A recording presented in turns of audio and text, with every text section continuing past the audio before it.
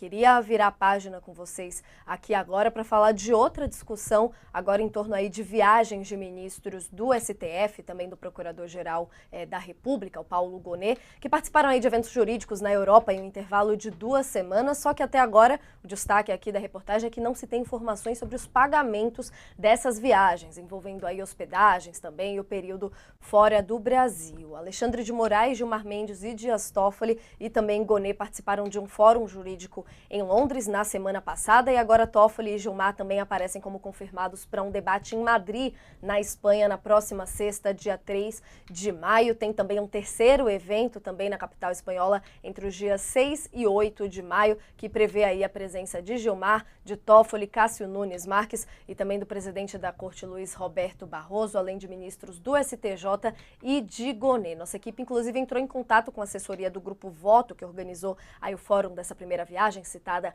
a Londres. Eles informaram que os valores não são de domínio público porque não há verba pública envolvida na realização do fórum. O Grupo Voto aí, empresa privada, se dá o direito de manter seus patrocinadores, aqui segundo a nota, em sigilo em respeito às cláusulas contratuais. Há de se checar aí a situação dessas próximas 2 viagens também, mas a discussão é relevante para a imagem da instituição como um todo, né? Acho que tem potencial de agitar bastante a extrema-direita essa discussão, professora Heloísa, mas queria uma análise sua aí, então, de como questões como essa, quais são as atribuições ali no caso dos próprios ministros de talvez prestar esse esclarecimento para evitar aí mais desconfiança e ainda mais esse discurso da extrema-direita atacando a corte. Olha, Natália, se por um lado, no que se refere ao combate à desinformação, à fake news, a gente tem muita choradeira sem respaldo por parte dos extremistas, por outro lado, quando a gente vai falar de críticas a ministros, desembargadores e juízes que participam de eventos de entidades privadas patrocinadas, nisso a gente tem razão em fazer essa crítica. Aliás, essa é uma crítica antiga que já vem sendo feita há muitos anos. Já uma série de vezes se fez uma tentativa de regulamentação por parte do CNJ e pelas próprias corregedorias. Então, a gente tem isso disseminado no judiciário, são federações de bancos que dão cursos sobre o debate jurídico de juros para juízes, né? São planos de saúde e farmacêuticas que dão e patrocinam cursos para juízes e ministros e desembargadores sobre direito à saúde. Então, não é de hoje que isso acontece, e isso é muito ruim quando alcança também os ministros do Supremo Tribunal Federal. Eles não deveriam participar desses eventos patrocinados por entidades privadas. Há interesses diversos, e o Supremo tem toda sorte de casos ali sob julgamento, e isso levanta, sim, críticas importantes e razoáveis aos ministros que aceitam esses convites. Claro que aqui a gente não está falando da impossibilidade de se participar de encontros acadêmicos, de encontros institucionais. Isso sempre pode vir a acontecer, até porque uma parte considerável dos ministros também ocupa ali a posição de professores ou ocuparam de pesquisadores.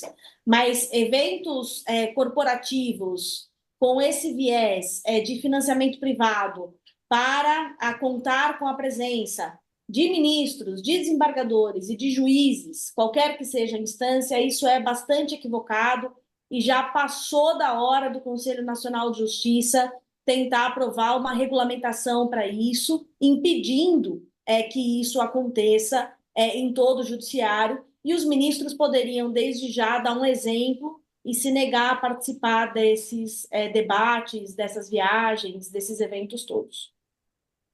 Você concorda com a Heloísa, então, comentando que não deveriam participar? Queria, inclusive, botar aqui na tela um tweet da repercussão que já dá, e aí, como a gente falava de munição aí para a extrema-direita, esse tipo de caso, tem um tweet aqui do deputado Nicolas Ferreira, trazendo um tweet da jornalista, da colega Malu Gaspar, falando aí de que ministros silenciam sobre quem pagou suas despesas em eventos de Londres, e aí ele vai ali com certa ironia, compartilhando essa reportagem, essa análise ali só com interessante ponto. É munição, na sua opinião, professor, para esse tipo de discurso? Eles deveriam se recusar a participar de eventos assim?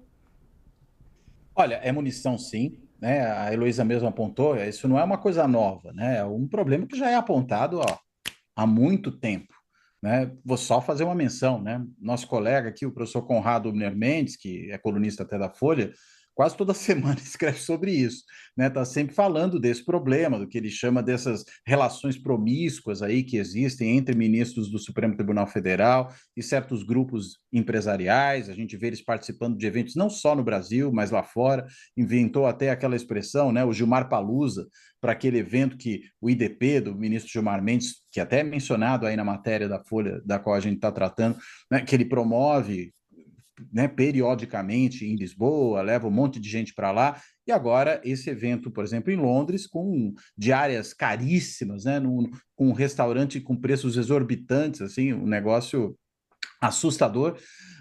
E realmente a gente tem um problema, porque amanhã são empresas que podem ter, por exemplo, alguns dos seus casos caindo no colo desses ministros no STF, né? Podem chegar até eles por meio de recurso, podem, enfim, chegar até a sua consideração. Então, você tem aí um problema sério, diferente de quando um ministro vai a um evento, até acho que a OAB é citada, acho que é um evento promovido pela OAB, que é uma instituição paraestatal, está até prevista na Constituição, lá consta a Ordem dos Advogados do Brasil, do texto constitucional brasileiro, né? Eu acho que tem outra natureza. Né?